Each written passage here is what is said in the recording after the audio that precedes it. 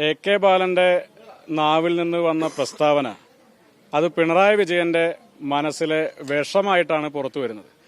നമ്മൾ നിരന്തരമായി കാണുന്നതാണ്, എപ്പോഴൊക്കെ പിണറായി വിജയനും ഇടതുമുന്നണിയും പ്രതിസന്ധിയിലാകുന്ന ഘട്ടത്തിൽ രാഷ്ട്രീയ നരേറ്റീവുമായി രംഗത്ത് വരുന്നത് ബാലനാണ്. പിണറായി വിജയന്റെ മകൾക്കെതിരെ കേസ് വരുമ്പോൾ, മകനെതിരെ കേസ് വരുമ്പോൾ, മറ്റാരും പ്രതിരോധിക്കാനില്ലാത്ത ഘട്ടത്തിൽ പിണറായി വിജയന് വേണ്ടി രംഗത്തിറങ്ങി ബാറ്റ് ചെയ്യുന്നത് ശ്രീ ബാലനാണ്. ഇന്നലെ പറഞ്ഞ പ്രസ്താവന അത് കേരളത്തിന്റെ സാമൂഹ്യ മനസ്സിനെ വിഭജിക്കുന്ന ഒരു പ്രസ്താവനയാണ്.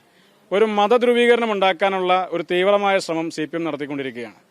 സംഘപരിവാർ പോലും പച്ചയ്ക്ക് പറയാൻ മടിക്കുന്ന വർഗീയത CPMന്റെ ഉന്നതമായ പോളിറ്റ് ബ്യൂറോയിൽ അടക്കമുണ്ടായിരുന്ന കെ ബാലനെ പോലെയുള്ള ആളുകൾ പറയുമ്പോൾ, കേരളത്തിൽ ഈ തദ്ദേശ സ്വയംഭരണ സ്ഥാപനങ്ങളിലേക്ക് നടന്ന തെരഞ്ഞെടുപ്പിന്റെ പരാജയം അത്രത്തോളം ഇവരെ ഭ്രാന്ത് പിടിപ്പിക്കുന്നു എന്നുള്ളതാണ് നമ്മൾ മനസ്സിലാക്കുന്നത്.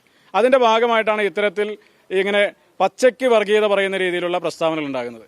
ഇതേ ജമാഅത്ത് ഇസ്ലാമി തന്നെ മുൻകാലങ്ങളിൽ CPMനെ പിന്തുണച്ചിട്ടുണ്ട്. 30 വർഷക്കാലത്തോളം CPMമായി ബാന്ധവം ഉണ്ടായിരുന്നുവെന്ന് അവർ തന്നെ പറഞ്ഞിട്ടുണ്ട്. ആ ഘട്ടങ്ങളിലൊക്കെ CPMന് അധികാരം കിട്ടിയപ്പോൾ അവരാണോ ആഭ്യന്തരം ഭരിച്ചിരുന്നത്? ഈ ഒരു പ്രസ്താവനയിലൂടെ ഇവിടെ ലക്ഷ്യം വെക്കുന്ന ആരെയാണ്? ഇവിടെ കഴിഞ്ഞ കുറേയേറെ ദിവസങ്ങളായി നിരന്തരമായ മാധ്യമ പ്രസ്താവനകളിലൂടെ ഒരു ഇസ്ലാമോഫോബിയ പടർത്താൻ വേണ്ടി CPM ശ്രമിച്ചുകൊണ്ടിരിക്കുകയാണ്.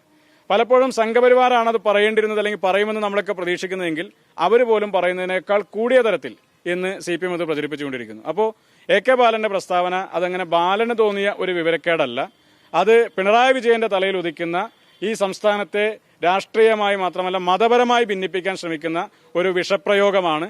ആ പ്രസ്താവന തിരുത്താൻ CPM എന്ന് പറയുന്ന രാഷ്ട്രീയ പാർട്ടി തയ്യാറാകണം. ഇവിടെ അരിവാൾ ചുറ്റിക നക്ഷത്രത്തിന് വോട്ട് ചെയ്താൽ RSS കേരളം ഭരിക്കുമെന്നുള്ളതാണ് കഴിഞ്ഞ ഈ കാലഘട്ടങ്ങളിൽ നമ്മൾ മനസ്സിലാക്കിക്കൊണ്ടിരിക്കുന്നത്. അതുകൊണ്ട് CPM അധികാരത്തിലേക്ക് വന്നാൽ ആഭ്യന്തരം മാത്രമല്ല എല്ലാ വകുപ്പുകളും RSS കൈകാര്യം ചെയ്യും എന്നുള്ളതാണ് ഈ നാട്ടിലെ ജനങ്ങൾ മനസ്സിലാക്കുന്നത്. അതിനെ മറ്റൊരു രീതിയിൽ തിരിച്ചുവിടാൻ വേണ്ടി നടത്തുന്ന ശ്രമമാണ്. അത് ഈ നാട്ടിലെ ജനങ്ങൾ കൃത്യമായി തന്നെ തിരിച്ചറിയും. ഇവിടെ കലാപാഹ്വാനത്തിനാണ് ബാലൻ ശ്രമിച്ചത്. മാറാട് കലാപം ഉൾപ്പെടെയുള്ള കാര്യങ്ങൾ സംബന്ധിച്ച് ഈ നാട്ടിലെ ജനങ്ങൾ മറക്കുമ്പോൾ അവരുടെ മനസ്സിനകത്തൊരു വിഷമമുണ്ടായിരുന്ന അല്ലെങ്കിൽ വലിയ നീറുന്ന വേദനകളുള്ള ആ കലാപത്തിന്റെ ഓർമ്മകളൊക്കെ വീണ്ടും ഇപ്പോൾ കുത്തിപ്പൊക്കി കൊണ്ടുവരുന്നത് ആരെ തൃപ്തിപ്പെടുത്താൻ വേണ്ടിയിട്ടാണ്?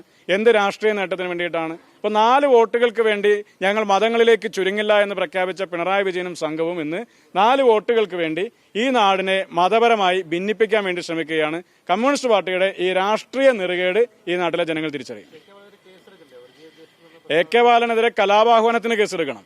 ഇവിടെ ഇന്നലകളിൽ മറ്റ് പ്രസ്താവനകളൊക്കെ ആരെങ്കിലൊക്കെ നടത്തുമ്പോൾ അതിനെതിരെ കേസെടുത്തിട്ടുള്ള ഈ സർക്കാർ ഇന്ന് കെ ബാലന്റെ പ്രസ്താവന അദ്ദേഹം തിരുത്താൻ തയ്യാറാകുന്നില്ലെങ്കിൽ കലാപാഹ്വാനത്തിന് അദ്ദേഹത്തിന്റെ പേരിൽ കേസെടുക്കണമെന്നുള്ളതാണ് യൂത്ത് കോൺഗ്രസിന്റെ ആവശ്യം.